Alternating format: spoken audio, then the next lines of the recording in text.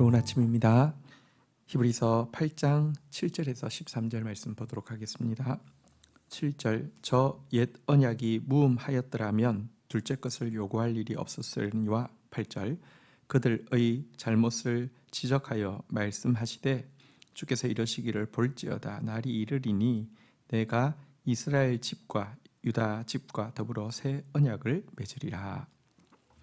자, 예수 그리스도께서 참된 대제사장이 되신다 이렇게 이야기를 한 것은 이제 아직까지 존재하고 있던 아론 계열의 제사장직이 폐지되어질 것에 대한 강렬한 암시입니다.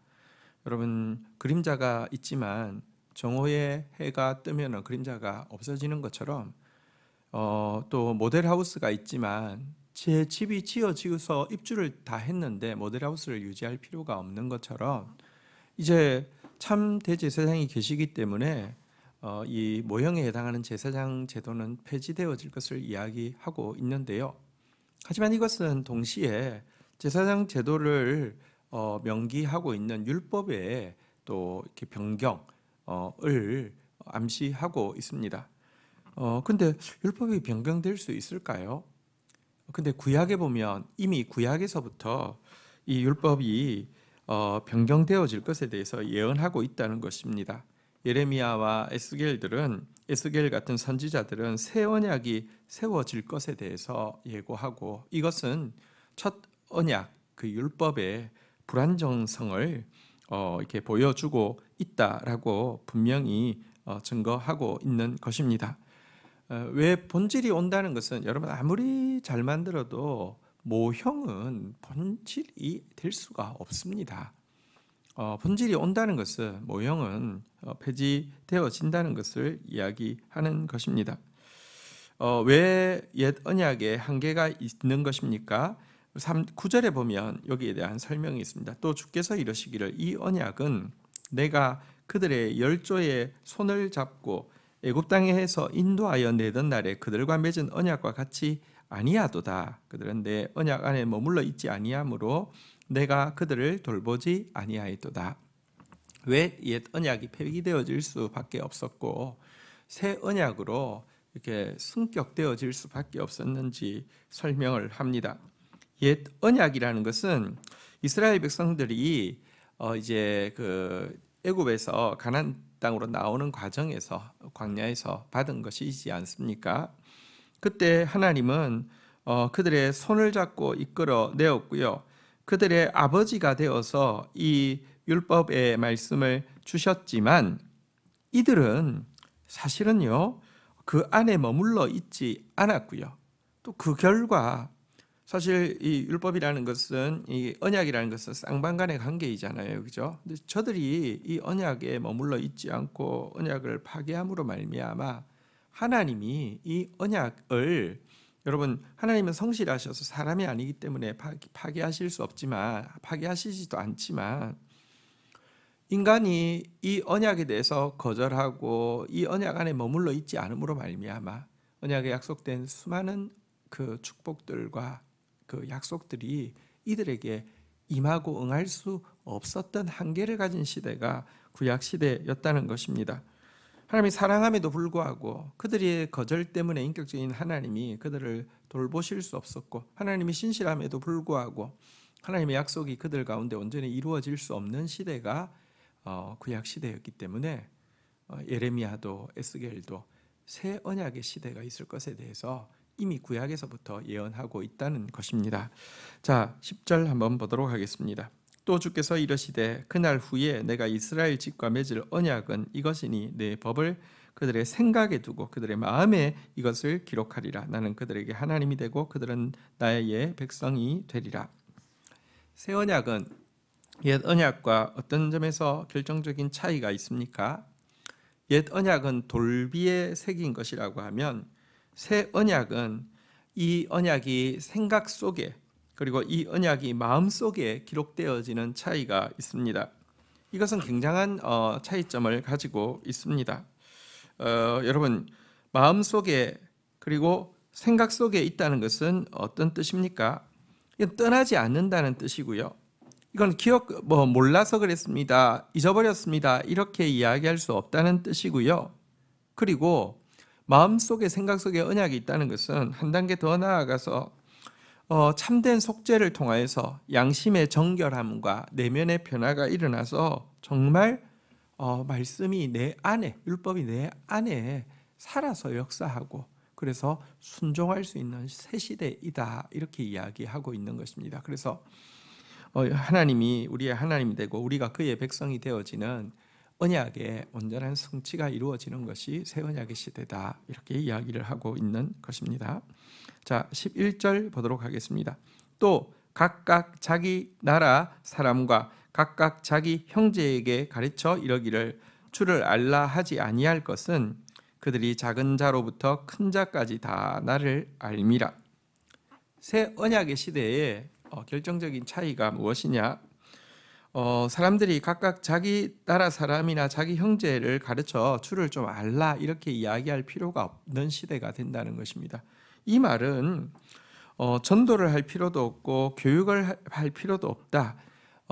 신앙의 진리들을 이렇게 타인이 이렇게 다른 사람에게 전수할 필요도 없다, 이런 뜻이 아닙니다. 전도도 해야 합니다. 교육도 해야 합니다.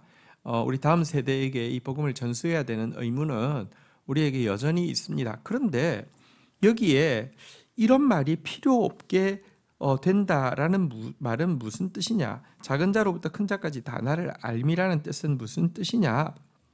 여러분, 새 언약의 시대에 우리 안에 말씀이 들어와 있으면 우리가 여전히 어린 아이일 때 배워가야 되는 것처럼 하나님 배워가야 되고, 배움은 또 대부분 다른 사람을 통해서 이렇게 교육을 통해서 받는 것이기 때문에 교육도 받아야 되지만, 분명한 것은 여러분, 우리 내면에서 하나님을 안다는 것입니다. 하나님이 우리의 아버지이심을 알고 이 말씀이 하나님의 말씀인 것을 아는 것, 이것은 여러분 새 언약 시대에 각자에게 이루어지는 것입니다. 새 언약의 보증으로서 성령께서 임하실 때 불의 혀처럼 갈라져서 각자에게 들어갔습니다. 각자의 마음속에 하나님을 알게 되는 시대가 된다는 것입니다. 이것이 새 언약 시대의 놀라운 변화이지요. 12절 13절 한번 보겠습니다. 내가 그들의 불의를 긍휼히 여기고 그들의 죄를 다시 기억하지 아니하리라 하셨느니라. 13절 새 언약이라 말씀하셨으니 첫 것은 낡아지게 하신 것이니 낡아지고 새하는 것은 없어져 가는 것이라. 또 새 언약이 옛 언약과 다른 점이 있습니다. 새 언약의 시대에는 그들의 불의를 긍휼히 여기고 그들의 죄를 다시 기억하지 아니한다라고 선언된 시대입니다. 여기에 불의를 긍휼히 여길 뿐 아니라 죄를 다시 기억하지 아니하는 시대라고 이야기했는데요. 이 때문에 다시 한번 구약의 제사를 반복할 시대가 아니라는 것입니다. 이미 주님께서 우리의 죄를 기억하지 않고 우리의 불의를 긍휼히 여겨주셨기 때문에 그분 앞에서 겸손히 감격하면서 내가 내 죄와 싸우려고 노력할 뿐이지 내 죄가 아무리 커도요 구약의 제사를 다시 재현할 필요가 없는 시대가 되었다는 것입니다. 그들의 죄를 다시 기억하지 아니하라는 말은 하나님께서 조금 민감함을 떨어뜨리셔서 우리의 죄에 대해서 그냥 생각하지 않겠다, 기억하지 않겠다, 생각이 잘 안 난다, 이런 뜻은 아닙니다. 기억이 없어진다는 뜻이 아니라 죄에 대한 책임을 이미 중보자이신 대제사장이신 예수 그리스도에게 다 전가하셨기 때문에 기억할 게 없다는 것입니다. 죄 책에 대해서 기억할 게 없다는 것입니다. 형벌에 대해서 기억할 것이 없다는 뜻입니다. 완전한 속죄가 주어진 시대가 이 신약 시대라는 것이죠. 새 언약의 시대라는 것이죠. 새 언약의 시대에 우리가 범죄하지 않느냐? 여전히 범죄합니다. 우리가 회개하지 않아도 되느냐? 아니요, 여전히 회개해야 합니다. 우리는 또 여전히 죄와 싸워야 합니다. 그렇지만 분명한 것은 새 언약의 시대는 이미 속죄가 완성되어 있고 그리스도 예수 안에 있는 자에게는 결코 정죄함이 없는 시대라는 것입니다. 엄청난 차이를 가지고 있는 것입니다.